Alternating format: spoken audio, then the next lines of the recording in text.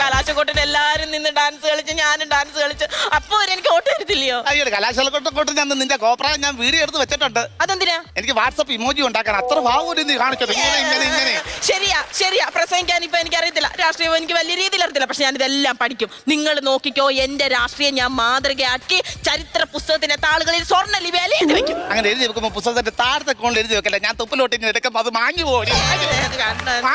നിങ്ങൾക്ക് മാത്രമേ ഉള്ളൂ എന്നോടൊരു പരിഗണന ഇല്ലാത്ത. ഈ നാട്ടുകാർ ചെന്നപ്പോ എന്തൊക്കെയാ പറഞ്ഞതെന്നറിയാവോ?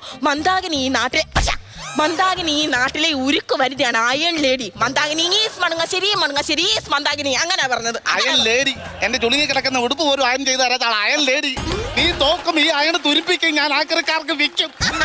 അയ്യോ ഞാൻ ജയിക്കത്തില്ലയോ കേട്ടോ? നീ കേറിപ്പോ ആലോചിക്കണം. ഒരു രാഷ്ട്രീയ നിരീക്ഷണം ഉണ്ട് നിനക്കൊരു പാഠമുണ്ടോ രാഷ്ട്രീയത്തിനെ പറ്റി? നീ എവിടുന്ന് രാഷ്ട്രീയം പഠിച്ചത്? ഇതിനൊക്കെ എങ്ങനെ പഠിക്കാൻ പറ്റിയത്? നിങ്ങൾ എന്തൊക്കെയാണ്